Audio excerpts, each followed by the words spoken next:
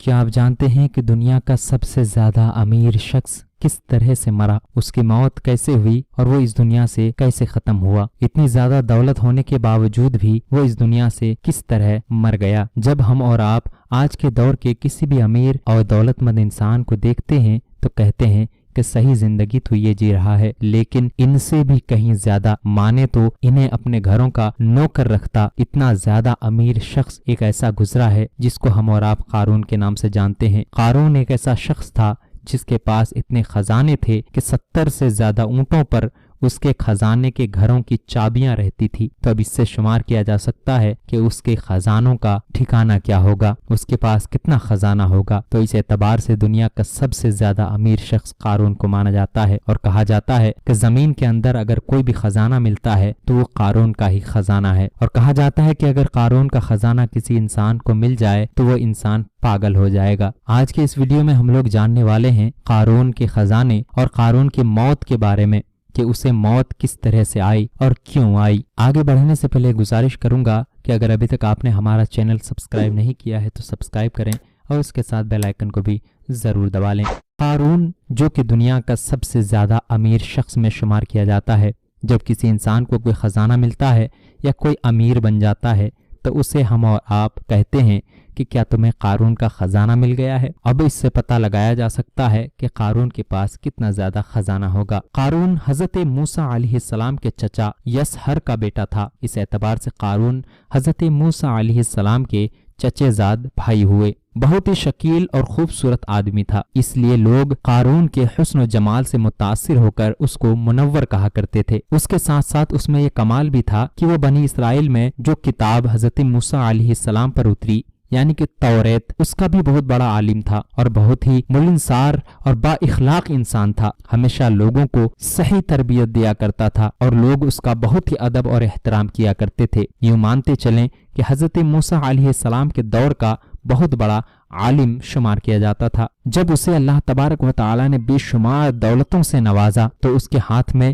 بے شمار دولت آتے ہی اس کے حالات میں ایک دم تغیر پیدا ہو گیا۔ جس طرح سے ایک سامری نے حضرت موسیٰ علیہ السلام کے ساتھ دشمنی اختیار کیا، اسی طرح قارون بھی حضرت موسیٰ علیہ السلام کا بہت بڑا دشمن ہو گیا اور اعلیٰ درجے کا متکبر اور مغرور ہو گیا، اپنے اوپر گھمنڈ کرنے لگا۔ جس طرح آج کے دور میں مسلمانوں پر زکوٰۃ فرض ہے کہ جب کوئی انسان مالک نصاب تک پہنچ جائے تو اس پر سالانہ زکوٰۃ لازم ہوتا ہے، اسی طرح اس دور میں بھی اللہ تعالیٰ نے حضرت موسیٰ علیہ السلام سے کہا کہ تمہاری قوم پر زکوٰۃ فرض ہے، جو انسان اتنے مال تک پہنچ چکا ہو وہ اتنے مال کا زکوٰۃ دے۔ حضرت موسیٰ علیہ السلام نے یہ زکوٰۃ کا حکم قارون کو سنایا اور قارون سے کہا کہ تمہیں اب زکوٰۃ نکالنا ہے، اتنے مالوں کا اتنا زکوٰۃ ہوتا ہے۔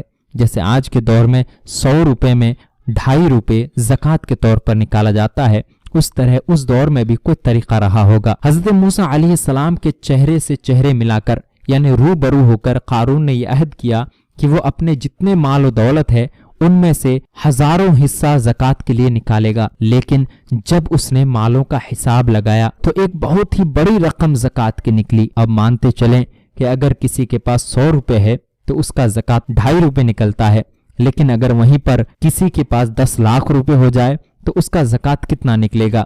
بس اسی چیز کو دیکھ کر کہ ارے اتنا زیادہ زکوٰۃ میں ایسے ہی نکال دوں اللہ کے راستے میں، یہ نہیں ہو سکتا۔ یہ دیکھ کر اس پر ایک دم حرص اور بخل کا بھوت سوار ہو گیا کہ اتنا زکوٰۃ دے کر میں اپنے مال میں کمی کیوں کروں، میرے مال ختم ہو جائیں گے۔ اور نہ صرف زکوٰۃ کا منکر ہو گیا بلکہ عام طور پر بنی اسرائیل کو بہکانے لگا کہ حضرت موسیٰ علیہ السلام اس بہانے تمہارے مالوں کو لے لینا چاہتے ہیں، یہاں تک کہ حضرت موسیٰ علیہ السلام سے لوگوں کو برگشتہ کرنے کے لیے اس خبیث نے یہ گندی اور گھنونی چال چلی کہ ایک عورت کو بہت ہی زیادہ مال و دولت دے کر آمادہ کر لیا کہ وہ حضرت موسیٰ علیہ السلام پر بدکاری کا الزام لگائے۔ عین اس وقت جب حضرت موسیٰ علیہ السلام وعظ فرما رہے تھے، قارون نے اپنا خریدا ہوا عورت کو حضرت موسیٰ علیہ السلام کی طرف بھیجا اور کہا کہ حضرت موسیٰ علیہ السلام نے میرے ساتھ بدکاری کی ہے۔ حضرت موسیٰ علیہ السلام نے فرمایا کہ اس عورت کو میرے سامنے لاؤ۔ جب اس عورت کو بلایا گیا تو حضرت موسیٰ علیہ السلام نے فرمایا، اے عورت،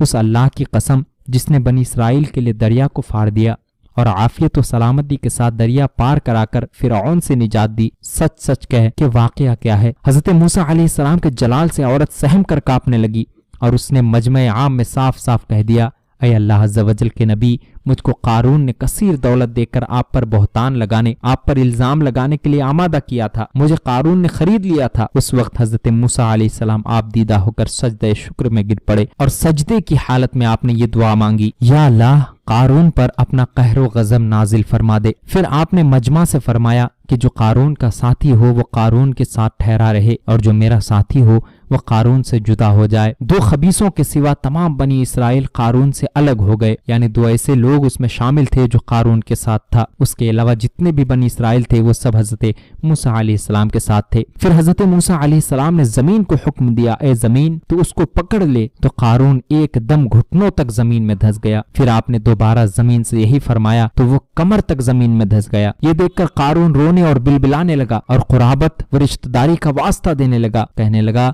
اے موسیٰ تو میرا بھائی ہے، مجھے چھوڑ دے، معاف کر دے، میں تمہارے ساتھ کیا ہوا ہر وعدہ پورا کروں گا، مجھے بخش دے۔ حضرت موسیٰ علیہ السلام نے کوئی التفات نہ فرمایا، یہاں تک کہ وہ بالکل زمین میں دھس گیا۔ دو منحوس آدمی جو قارون کے ساتھی ہوئے تھے لوگوں سے کہنے لگے، حضرت موسیٰ نے قارون کو اس لیے دھسا دیا ہے تاکہ قارون کے مکان اور اس کے خزانوں پر خود قبضہ کر لیں۔ تو آپ نے اللہ تعالیٰ سے دعا مانگی کہ قارون کا مکان اور خزانہ بھی زمین میں دھس جائے۔ قارون کا مکان جو سونے کا تھا اس کا سارا خزانہ سبھی زمین میں دھس گیا۔ اس طرح سے قارون کا بھی خاتمہ ہو گیا اور اس کے خزانے کا بھی خاتمہ ہو گیا۔ قارون کا محل جو بنایا گیا تھا وہ پوری طرح سے سونے کا بنایا گیا تھا۔ جب محل سونے کا تھا تو اس کے اندر کتنا زیادہ خزانہ ہوگا یہ آپ اندازہ لگا سکتے ہیں۔ یہ تھا قارون کا واقعہ۔ جب کسی انسان کے پاس زیادہ دولت آ جاتی ہے تو وہ انسان اللہ کو بھول جاتا ہے۔ اسی لیے غریبی میں ہی بھلائی ہے، کیونکہ غریبی میں ہمارا دن بھی کٹتا ہے اور ہم اللہ کو یاد بھی رکھ لیتے ہیں۔ لیکن جب کوئی انسان امیر بن جاتا ہے اور اسے اس کی حد سے زیادہ دولت دے دی جاتی ہے تو پھر وہ انسان مغرور اور گھمنڈی ہو جاتا ہے اور اللہ تعالیٰ کو یاد کرنا چھوڑ دیتا ہے۔ اور جب اللہ کے نافرمانیاں کرنا کوئی انسان شروع کر دے تو اللہ تعالیٰ اس پر عذاب نازل فرماتا ہے۔ اس لیے ہمیشہ اس بات پر شکر ادا کرتے رہنی چاہیے کہ اللہ تعالیٰ نے ہمیں اتنا ہی رزق عطا فرمایا ہے جتنا ہمارے لیے کافی ہے۔ یقیناً اللہ تعالیٰ بڑا کارساز ہے۔ امید ہے آپ سبھی کو ہمارا یہ ویڈیو پسند آیا ہوگا۔ اچھی لگے تو لائک کریں، ہمارے اس ویڈیو کو اپنے دوست و احباب کے ساتھ شیئر بھی کریں اور ہمارے چینل کو سبسکرائب بھی کر دیں۔ پھر ملتے ہیں اگلے کسی ایسے ہی ویڈیو کے ساتھ، تب تک کے لیے الوداع، اللہ حافظ۔